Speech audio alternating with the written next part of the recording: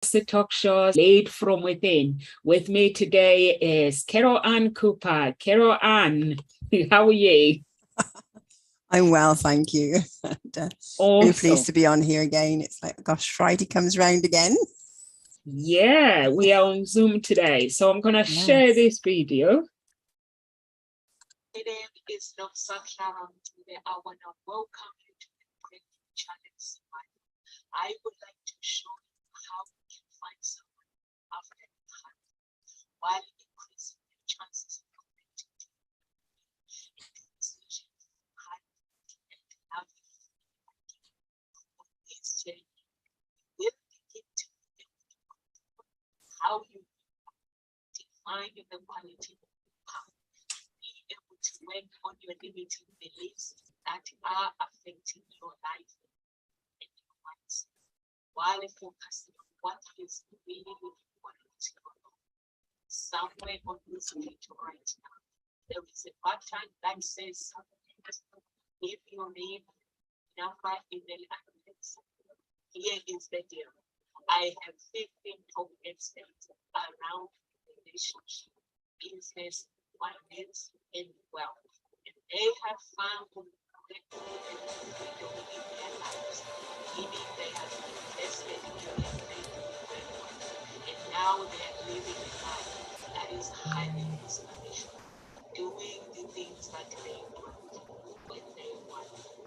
Imagine you could live your life like that without limits. Somewhere on this page, right now, there is a button that says submit. If you click, I will send you details on when we are starting the summit and how to get hooked up to the summit. Live with grace. See you on the other side. God bless. Yes, we'll see you tomorrow, guys. The summit is tomorrow, and we are very, very excited about the summit, and it's going to be amazing. We've got different speakers from all walks of life, but the topic is going to be one topic. How do you find someone after a heartbreak? Heartbreak, finances, wealth. Different people, they'll come and share everything. So join us at 10 a.m. We'll be here until 7:30 p.m. I put 7:30, but what's her name? She's gonna finish. She's actually starting to speak at 7:30, and she'll finish at 8 o'clock. Catherine, yeah. Alice, yeah. She'll finish. So it'll be 8 o'clock. We finish then, yeah. Yes, 8 o'clock. So it's just going to be amazing. Yes. So she sent me a message and she said, what time do I want it to finish? I said to her, she's the last one. So there will be no rush as long as she doesn't keep us all night. So what do you think about the topic today, Carol Ann? Did you see it? I did. I thought it was very good. And it's very pertinent because it's like, what is best for you? Yeah, do what's best for you. How often do we get pushed around or we think, oh, I shouldn't do that, and yet we're not thinking about ourselves. So I thought a great topic to discuss. What had you pick it up? What made you think of it? What made me think of it, actually, I was talking to one of the parents, we were discussing of how we help our children. And I said to her, at the end of the day, for me, with my children, I guide them through. I never make decisions for them. And we're talking about how we chose the schools as well. So I was like, in my mind, I knew the school that I wanted her to go to. But at the end of the day, she had a final say. But what I did was to go around and look at the schools. And then she came and picked up the school, look at the schools as well. But I didn't tell her exactly the school that it was best for her, that she enjoy. And she chose, it turns out when she said out loud, the school where she wanted, it was the school that was in my mind. So I was like, yes, I don't have to worry. So we were talking about all those things. And also my children call me mean mom.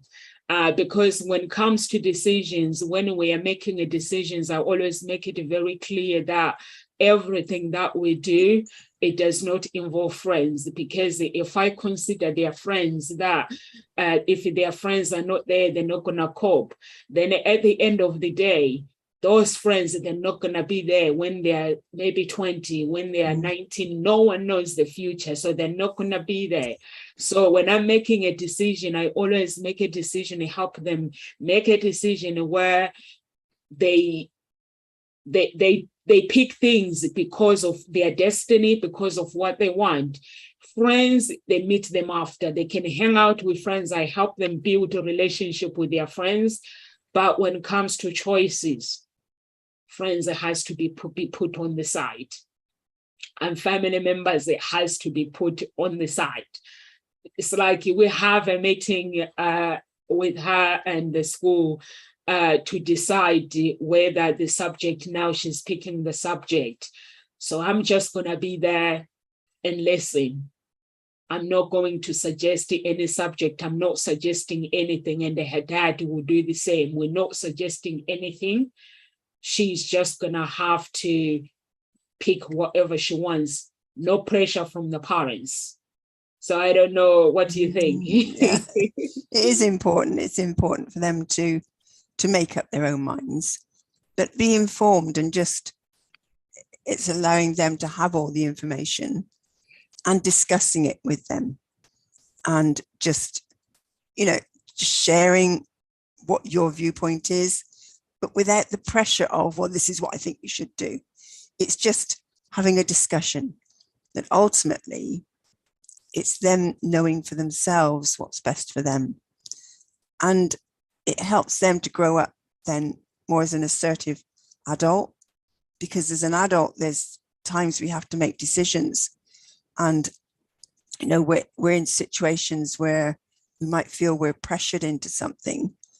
And is that inner child still going, oh, well, I can't do what's right for me, and I have to go with what I'm being told here right now.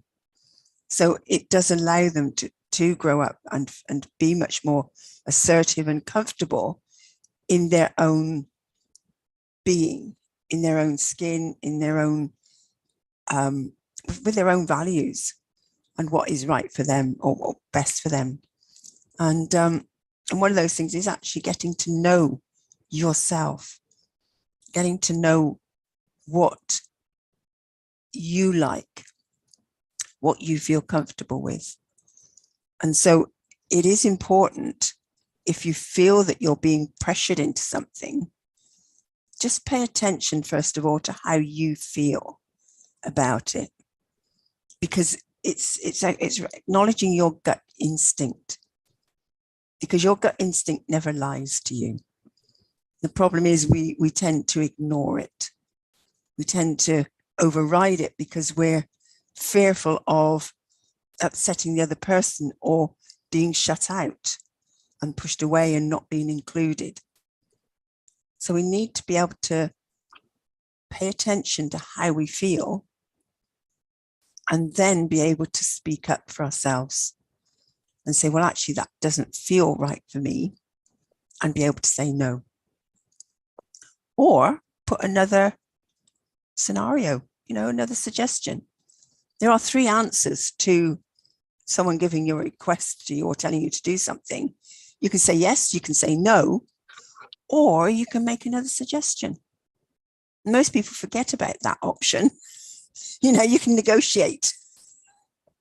But it is, again, being comfortable with yourself to be able to negotiate and make that stand. So certainly it's great that you're doing it with your children, because the younger that you can do that, and it does tend to be in those teenage years where the peer pressure is quite intense.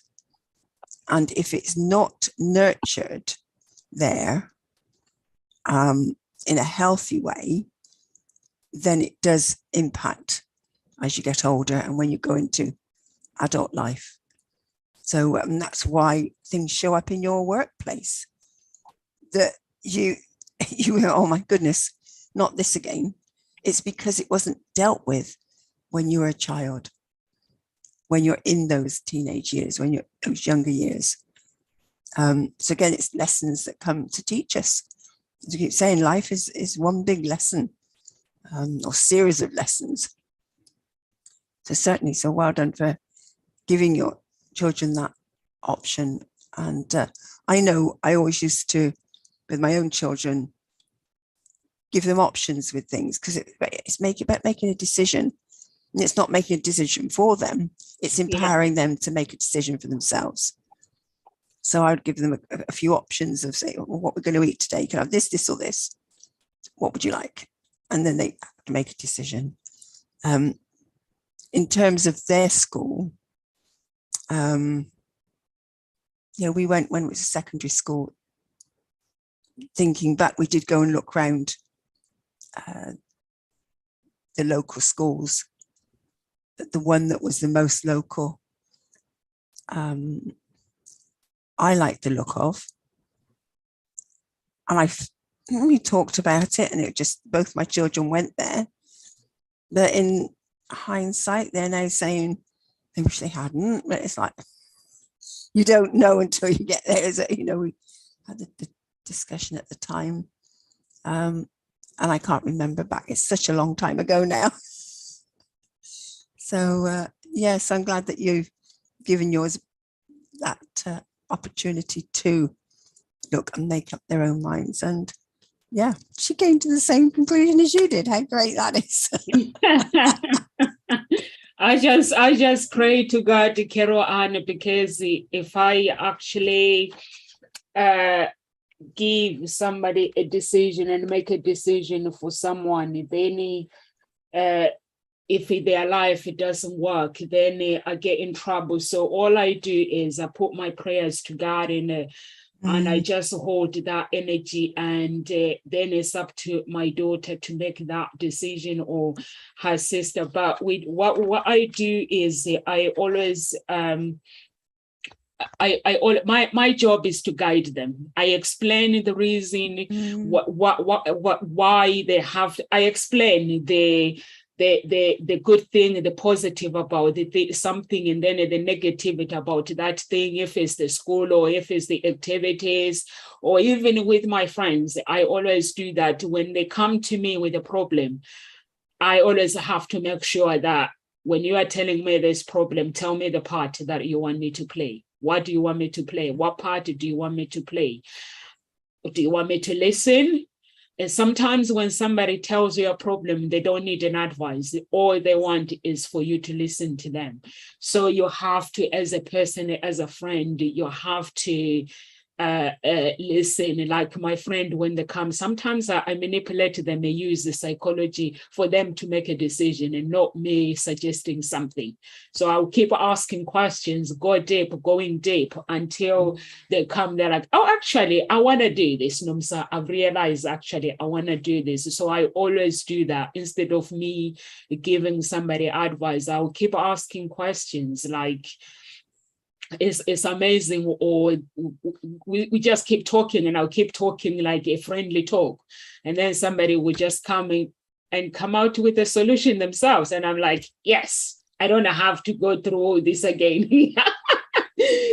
Yeah, so I think sometimes it is good, like when you are making a decision or whatever you do in life, it is nice to make a decision based on your values, based on your beliefs, based on what you want as a person.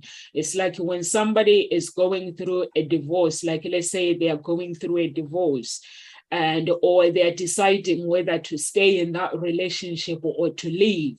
When they come to you, all you got to do is listen. You cannot play a therapist with someone when they have problems. They cannot feel the pressure. But sometimes people, it's like when I was going through divorce, I stopped talking to people, because when I was talking to people, the conversation, it was all came back with how much I can get to my ex. but all I wanted was for them to listen, and then I stopped talking. Now I had to go and find a therapist, someone professional, to actually talk about the problems that I was going through. And every time I would discuss with my friends or somebody at work, they'll be like, you have to make sure you take everything. I'm like, I'm going through something here. All I want is for you to listen to me. So in the end, I just stopped talking, and I was like, that's not what I need. And I just had a discussion with my mother-in-law, and she gave me the advice. I couldn't talk to my mom because my mom was hurt, because that she very close to her son-in-law, and she was really, really hurt in her heart. I think she wished that God could turn the situation around. So I don't know, Carol Ann, what did you do when you were divorcing your husband? Did you feel pressure from friends and family, or did you just make a decision? What happened? We just made that decision. It just happened, and there was no pressure from anybody to do anything else. It just seemed, because we were so, I think because what happened for us was that it was on this particular Thursday night, I was seeing someone for healing prayers, and we actually prayed over the actual breakup of my marriage. And then the next night, my husband was seeing her as well, and the same thing happened for him. We didn't know, and then he came home and we had a conversation, and it just felt right. So we actually had prayers spoken over it, and so there was no pressure. So I think because we were solid in that this was the right choice for us, this was the right decision, this is what needed to happen, there was no pressure not to or to do certain things. For me anyway. I don't know whether my ex-husband felt any pressure in any way from anyone, but we just did what we felt was best then. I know it was the one thing that I do regret is actually putting my head in the sand a bit around it, going in and not speaking to my children as much as perhaps would have been best to do, and bring them in on it. And so my ex-husband, he spoke to them, and it was oh no, you shouldn't have done that yet. And because I was one for pushing things off, talking about it, but certainly there was no pressure to be a certain way from outside in that way. So yeah, we just got on with it, and went from there. But I think what you're saying is important when somebody is going through something, is that you're there and you ask them what part you want, that they want you to play. Because yes, you're right, some people just want to be listened to. They just want to empty it out. They don't want to be told what to do. No. And actually asking questions helps for them to go deeper, and finding the solution inside yourself is so much more powerful, because you will then take action on it. You don't necessarily take action on what other people tell you, because it's not actually come from inside, or you might attempt to, but it's a half-hearted attempt. But when you can come to that decision yourself inside, then you are much more likely to take action on it, because it's coming from inside. So yeah, it is better. But as you say, a lot of people start giving advice. We ought to do this, we ought to do that, and it's like, no, back off. Just listen. Or as you say, ask the person, what role do you want me to play here? That is so honoring. And that person can then tell you what they'd like you to do. I know men and women are different, and I don't know if you've ever read the book Men Are From Mars and Women Are From Venus. It's actually, who's the writer? Who's the author? I can't remember. Offhand. Is it the guy we are interviewing in November? Yes. Let me just. John. What's his name? From Mars. John Gray. That's John it. Gray. Yeah. John Gray. We have him in November. Oh, Very soon. brilliant! Yes. Okay, so look forward to that. Yeah.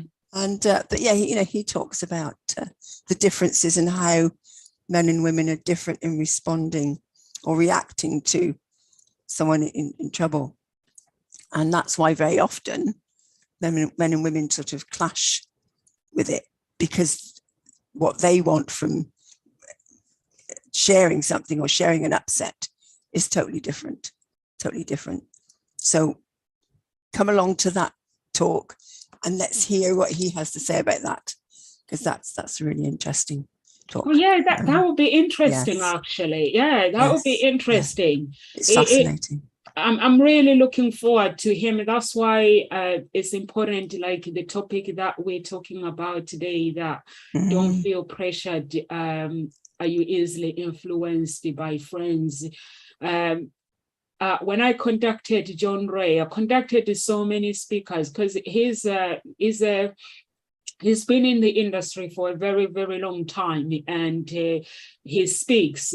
He's one of the paid speakers that you have to hire him. But when I contacted him, he replied straight away, actually. And he was like, yeah, sure, I'll come and give you interview for free if you want to. Nice. Do you have the date to hand? I gave you the date, Carol Ann. Do you have it to hand? I don't have it to hand. Do you have it to hand? Oh, yeah, I've got the date in my diary. Okay, do you want to share it with our listeners? Because maybe they could put it in their diary. Audience. It would be a great opportunity to share it now. Okay. John Ray. Oh no.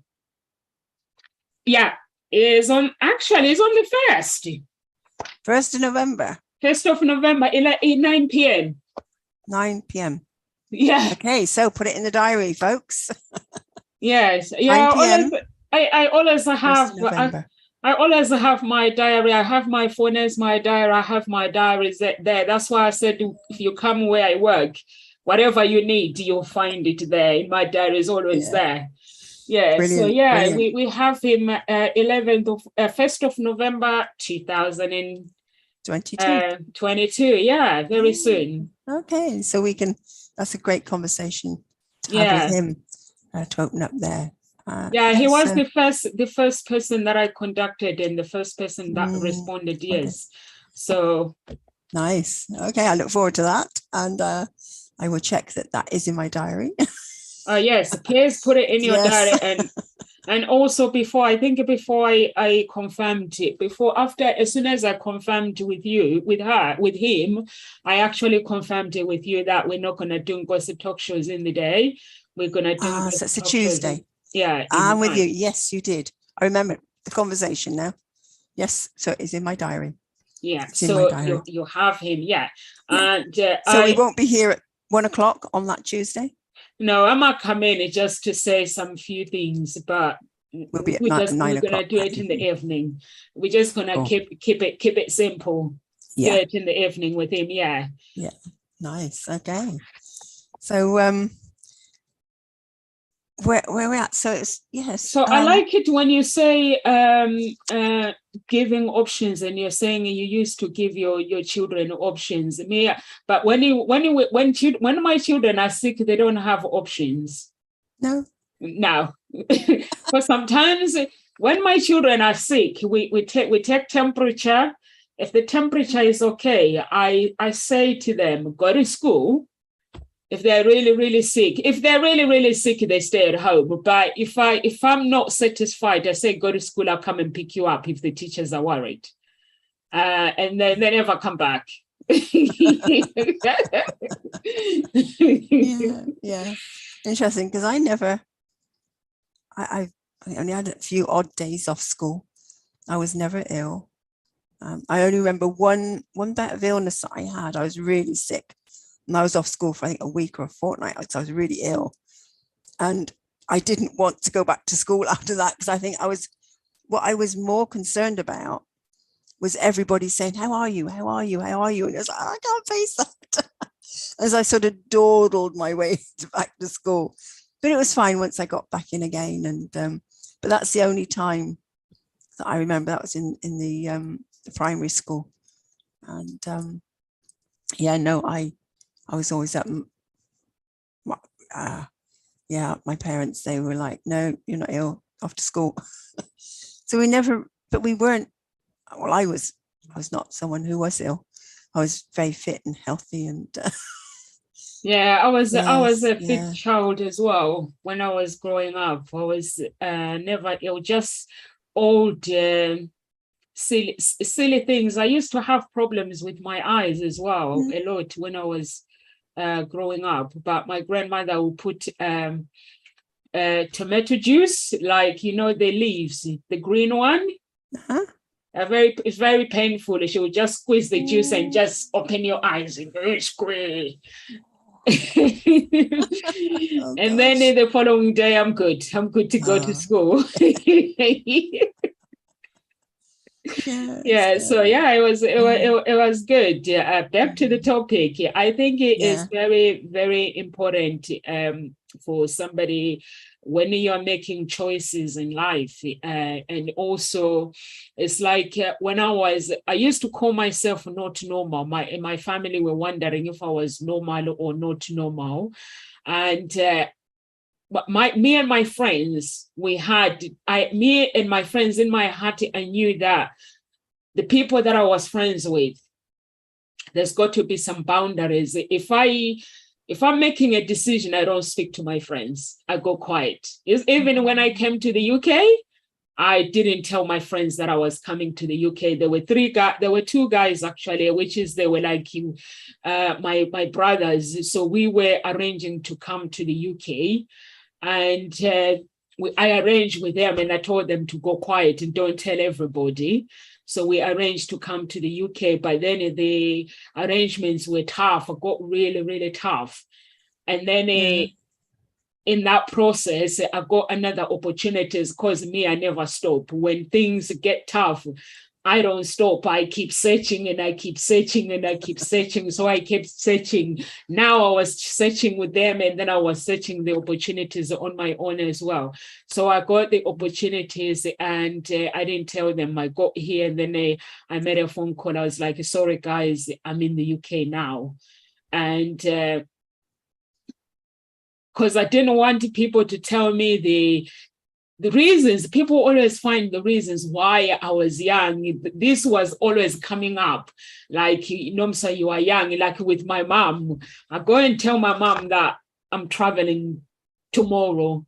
And then my uncle goes to my mom. He goes, are you going to let her travel? She's young. Are you going to let her go on her own? And then I'm ringing my mom, telling her that I have arrived. But then she's forgotten that I said I was actually traveling. And she said, she's saying, are you sure you want to go to the UK? I'm like, Mom, I'm calling to tell you that I'm in the UK. So my uncle was worried that I'm young. Why is she allowing me to go? So I was like, so it's sometimes all those things, like it's the things that you have to be careful when you're making decisions, that people can easily talk you out of your blessings.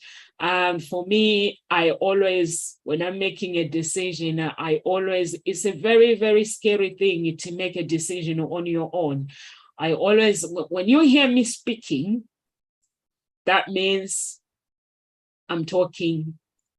There's nothing that I'm thinking of doing something. But when I stop talking, it means I'm doing something. It's like, that's why you hear gossip talk shows like Grant is saying, we want to know, like when I was arranging the summit, everyone is like, we want to know the vision, we want to know the vision.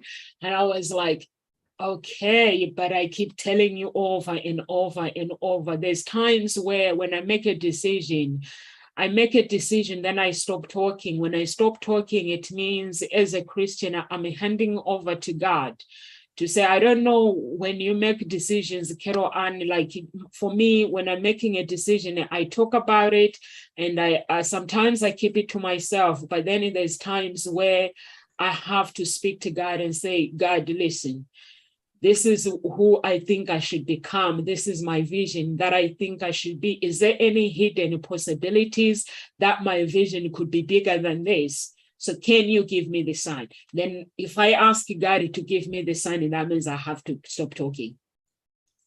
That's a good point. Yes. Yeah, there's no point asking for support and guidance if you're going to carry on talking. There has to be some listening, that goes on, and a willingness to receive the answer and take action on it. That's certainly making decisions. It's great to ask other people for what they think. Yeah. But ultimately it's down to you. But I think going in, putting up that prayer is far stronger, because that guidance comes from your own inner wisdom. That connection with your higher self, with God, is the one to listen to. And making decisions can be difficult. You go up in your head and you're just all over the place. You're asking this person, you're asking that person, and someone gives you this advice and someone else gives you some other advice, and you're just going, your head spinning. Yeah. It's like, well, what do I do? Well, you take what people have said and you say thank you. And then you just sit down and, as you just pray, and you just go in and say, what is best for me? What out of all of this actually is useful to me? Is there anything here that I need to act on? Or actually, is there something else that is best for me? And don't feel guilty about not taking action on what other people have said. Recognize where maybe you feel pressured because someone's making you feel guilty, or making you feel that if you don't do that, you won't be part of the crowd, or you won't succeed. They say, oh no, this is what everybody is doing. If you just listen for that phrase, because this is what everybody is doing. We like to fit in. There is a part of us that likes to fit in and feel, oh, I'm not the odd one out here. Well, actually ask yourself, is this the truth? Is everybody doing this? Or is there a great number of people doing it? Because if you then ask that question, it's, well, yeah, okay, that seems to be a great number of people. But is it everybody? So if it's not everybody, where are these people that are not? Just shift, because if it doesn't feel right for you, again, it goes back to that feeling. If it doesn't feel right for you, listen to what's being said and shift your focus and just say, well, is this actually the truth? And then what is right for me? And so you can, just gently shift your focus, see where else, other people that are not doing it. And how are they doing by not taking these actions that this other person says, oh, you must do this because everybody's doing it and this is how you will succeed. It's like, okay. And maybe we've all fallen into that, well, done all these trainings because that's seemed to be the thing to do. I actually, when I did all my trainings, it's because it felt to me like this was what I needed to do. It popped up at the right time. And it was like I was drawn on this path. Oh, there's this one and there's this one. And it just felt right. And they all fitted together beautifully and opened up different aspects for me and learnings about myself and giving me skills and tools that I now use. There are many other trainings that I would still love to do that I've got on a list to do, but they seem to be on hold at the moment. And I keep going, okay, Lord, what needs to happen for me able to do these trainings? Clearly not. I don't need them right now. There was a part of me was thinking, I need them. Well, there does come a point where you have enough to move forward with your business, with your life. And these other trainings will come in as and when they are needed. And but it's being able to know your values, know what is right for you, and stand up for it, and be happy to say no.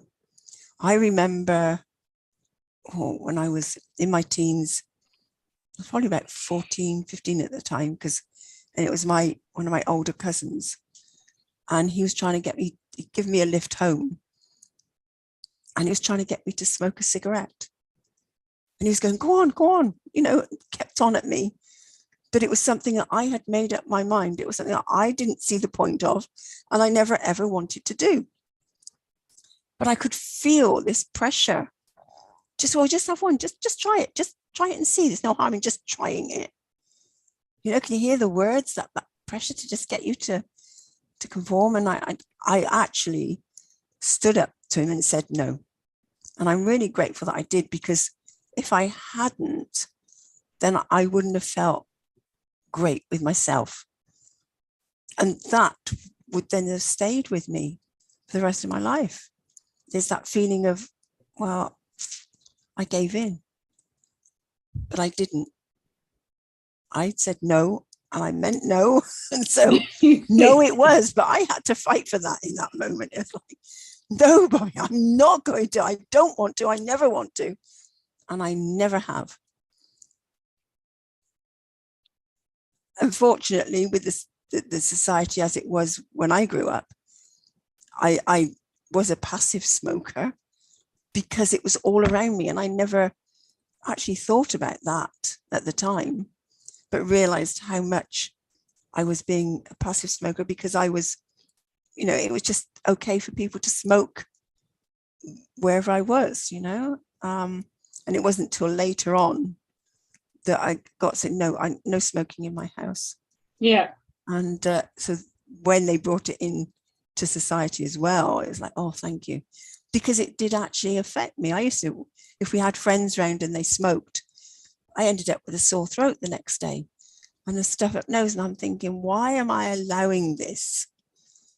But I did. And then eventually it became, no, I don't want this in my house, because the smell was sort of linger. And did you used to let people actually smoke in the house? We used to, because my ex-husband used to smoke originally. Okay. See? And of course, friends smoked. So it was very much a case of, it was the norm for people to smoke.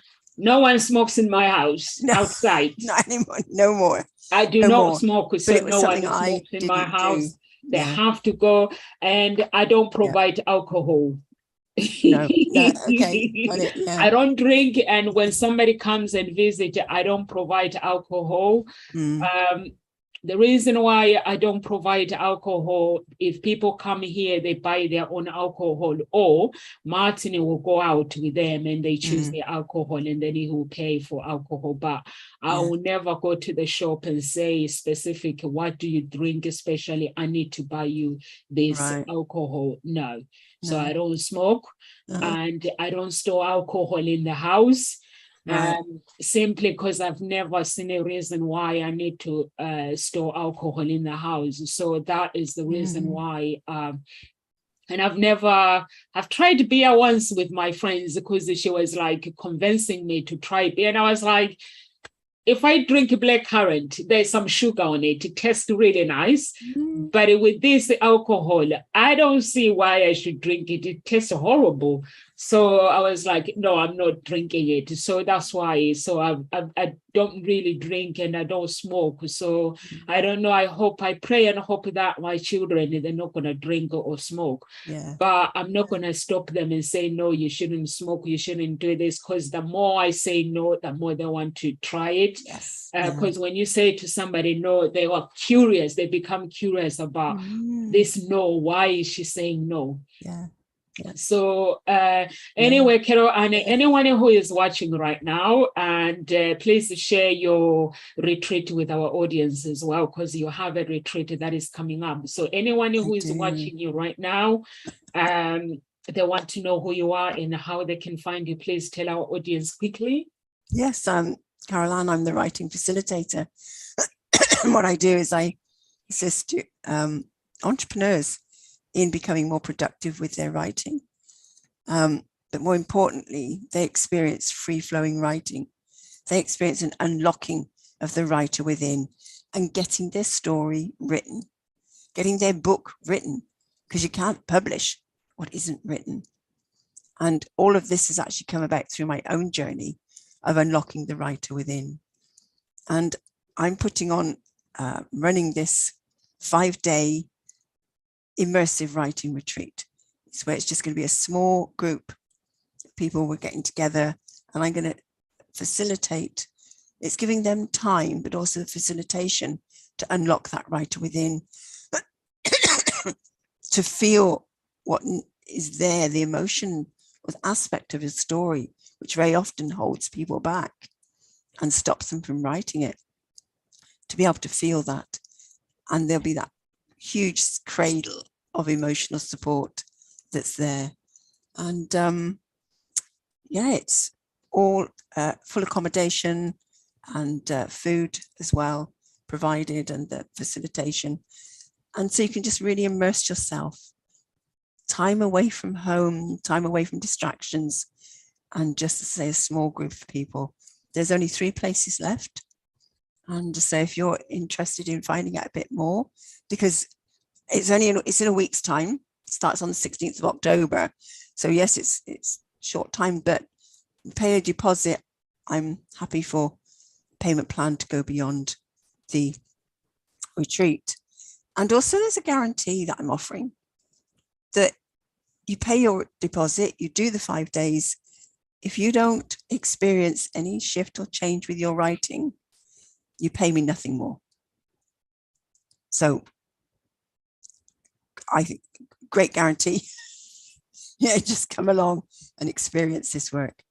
And if you're at that point where you're so frustrated with getting it, you haven't done it, you haven't completed your book, you don't know where to start, it's just getting so frustrating, come and have a conversation with me. So on my Facebook profile, you'll find a link to my landing page about the retreat with more details, and with a link you can book a call and have a chat with me. So yeah, do come along. And if you're interested in future ones, if it's you're booked up that week, there's a waiting list already started for next year with people interested, which is great. So that's where I'm at. Yeah, please get in touch with Carol. And she does when she goes deep. I did do a challenge with you, did I? And yes. I love what I did was when we did actually, Mariam, she said, she is saying hi from Paris. Hi, how are you doing? And please, guys, if you are watching us, just feel free to type and have a conversation with us. And also tomorrow, we're going to be on LinkedIn for 7 hours. We have amazing speakers lined up. So please come and support us and support our coaches. They're going to be, and we have good speakers tomorrow. And they will be starting at 10 a.m. and we'll finish at 8 p.m. And we have Alvin Lowe, and everyone knows Alvin Lowe. He's best in the world. He has the man without hands. He's the best musician and best motivational speaker, and his story is amazing. So he's gonna be here with us today, tomorrow. He's coming on at 5:30, and we have one preacher actually from my church as well, Dr. Krish. He's amazing, that man. I've never met a man like him. I just wanted him to come and share. He's a foster, is a preacher, is a foster father. They fostered about maybe 30 children and they had to let them go. And that is another heartbreak as well. So I think we're going to be asking him questions on that and other things as well. And we have loads of coaches that are going to be sharing. I know you're going to hear about from Ngozi Talk Show's coaches as well. When we're taking a break, we're just going to be talking about heartbreak is a chain. When heartbreak comes to your life, it becomes a chain, and a chain that can bring a chain of self-esteem. It can bring a chain of you feel that you're not enough. It can bring a chain of self-image that you feel that you have to recreate your own image. It's a habit. It will create negative habit, which you have to break away from those bad habits and create a new habit. Because when things don't go your way, it doesn't mean you've done something wrong. It means that person were not meant to be together, or business. If the business doesn't go how we want it to go, it doesn't mean we have to give up. It means we have to try other options. The path we can tweak means tweak your path. And wealthy, let's say you lose money, it doesn't mean that money you cannot rebuild that wealth again. You can, but some people, when they fall, they find it hard to get up. So that's what we're going to be sharing tomorrow, how you get up from heartbreak. How do you get up when things don't go your way, when business doesn't go your way, when marriage doesn't go your way, when the finances in your bank account, they don't go the way you want. So we are going to be sharing that. Carol Annie, do you want to add something that is in your mind that the speakers are going to be sharing?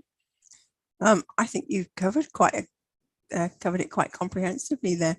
I think it's just going to be such a variety. And I think when you talk about heartbreak, people immediately think about relationships.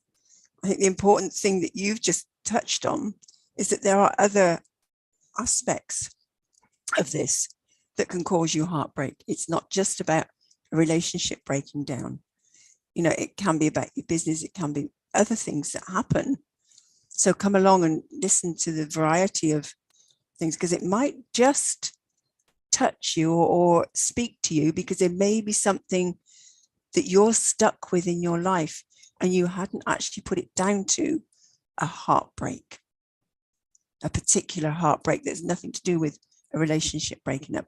Or it may be that it is about a relationship breaking up and you hadn't actually been able to work through it and beyond it, and that could be holding you back. So there'll be solutions there that might be just one solution that just speaks to you and helps you to move forward. So come along. As Nomsa says, we have a great range of speakers that we're going to be talking to, and come and listen. You can type your questions in. We've got questions that to ask them, but anything that you want to ask them or find out or that would help you, please feel free, come along. I'm excited to see what's spoken about and the way the conversation goes, because again, we can get so stuck in a rut about a particular topic that it's amazing how something is said and it just opens up a whole nother conversation that you just didn't think about, and it just sparks ideas, so do come and join us. I'm looking forward definitely to it. It's just gonna be amazing. Like Carol Ann is saying, that heartbreak comes in so many. It's a grief. It could be a grief, losing a father or losing a mother. For me, when I lost my dad, it was a heartbreak. And then I lost two men that I love, which is my dad and my stepdad, and I lost my stepmom. For me, it was a heartbreak. So it could be that heartbreak that you're struggling with. So we're gonna be here, and it's gonna be so amazing. And I know some people, when you, like Carol Ann is saying, when they hear the words heartbreak, they're like, I'm in a relationship. I've heard, even when I'm conducting speakers, they're like, Nomsa, I have been married for 25 years. I haven't got a clue what a heartbreak is about. I'm like, yes, you have. Tell me when you had a therapy with your clients that are going through heartbreak, and they're like, oh yeah, okay, I'm sorry. So I'm like, that's what I want you to come and teach my audience, how you have had to help your clients dealing with the heartbreak. And they're like, yes, I've dealt with so many clients going through grief, going through heartbreak with finances. So that's what we're going to be here for. We're here all day. So I think that's a great point you've just made there, Nomsa, that if you're somebody that helps other people, you might hear a tip that could just help you with a client that you're struggling with. Or you hear a tip that all of a sudden a client shows up and it's like, you can help them, because you start learning things and then people show up where you can help them. So yeah, that's a great point. And something that's just come to me is going back to the topic that we're on today about peer pressure and being influenced. And it's very often it is about that wanting to feel accepted. And so when things happen, it can hurt you. And I remember a time when I was quite young and there was some twins that lived across the road. And there was quite a few of us children that used to go to the same school. And there were some other sisters across the road. And we were all going to go to school together. And the twins had got a lift from their dad. And they invited the other two girls in. And because I was with them, I went towards the car. And they went, "Oh, no, you're not. We're not giving you a lift." And I was just left to walk to school. And I couldn't, even I remember that hurt, that feeling. And again, there's heartbreak there because somebody has said, "No, you're not included." As a young child, there's that heartbreak of not being included. And I've just remembered it. And it's like, okay, I can choose to let it be heartbreak if I wish to. And now I choose not to. It was like, they said what they said. They weren't always ones that actually played with the group of friends and children in that street anyway. And one of them did have a mean streak, and it's being able to deal with children that have got a slight mean streak to them and just be able to stand up and go, okay, and not take it personally. That's a skill to nurture. Whatever people do or whatever they say, don't take it personally. They say what they say, they do what they do, and they do it because of whatever is going on for them. Got nothing to do with you. And so the hurt and the pain comes from you making it mean something about you. So in that moment when I did feel hurt, rejected, I made it mean something about me. I wasn't good enough. I wasn't welcome. And so what? Take away the meaning. They did what they did. They said, "No, we're not giving, you're not included in, you're not having a lift." So they said it. And by not making it mean anything, there's no emotion. There is no heartbreak. And it's being able to do that. And so, yeah, as we get older, we can look at that and work with those skills, but recognize where that younger you was put in that situation, did have that heartbreak and was upset, felt rejected, and that hurt is still with you. And you can say, "No, I choose to let it go." It's a story, it's a story. And do you choose to hang on to it and keep feeling the pain, or do you choose to let it go and move on? Ultimately, it's your choice. So it is recognizing where childhood incidents still impact you now and being able to move through that. So certainly, and it's being able to talk to the person and say to them, "Look, what you've said, this is how it's made me feel." And just ask them to stop, or just say that, it's not, what's the word? It's not what I want to hear. It's not so much that I want to hear, but there could be better ways of saying it. But let them know how you feel and then just walk away. But something else you could do is actually plan ahead. Think about how you're going to respond to certain incidents of, and it is about knowing yourself, what you're prepared to put up with and not. Knowing your boundaries. We're going back to, knowing your boundaries. What are your values? What are you about? What do you value in your life? What's important for you? And what are you willing to stand up for? And how do you want to feel yourself? Do you want to feel, oh, well, I've got to go in with it, but I don't feel comfortable? Or no, and walk away.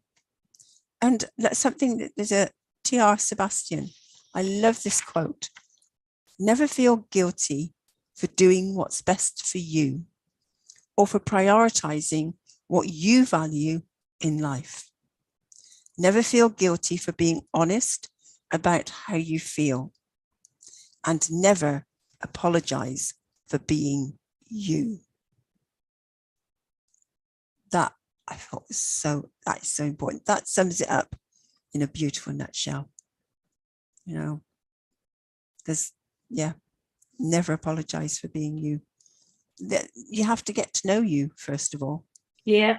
That's the important thing, is get to know you and what are your values and what do you like? What do you like to do? And what are you prepared to do and not do? And make a stand for that. Sometimes if you're not happy with saying no, find an excuse. Have an excuse ready. Not that you should ever apologize, or say I have to make an excuse for saying no. No is no. That's it. End of. If you feel that you need to, then have an excuse ready. One that feels congruent, and just go no and give the reason. And let it be like that. Be strong in that reason. If you're wobbly, they'll feel the wobbliness. Oh, well, actually, no, she's not quite that. That's not an excuse. They'll get straight in there. You've got to be strong. Yeah. Got to be strong. There's a song, isn't there? Got to be strong. I can't remember the rest of it. It's just going through. Yeah, and it is being strong. Ralph Waldo Emerson says, to be yourself in a world that is constantly trying to make you something else is the greatest. To be yourself in a world that is constantly trying to make you something else is the greatest. Just bear that in mind. Yeah. Thank you so much. Thank you so much, Carol. And for me, I think I'm going to leave you guys with a video.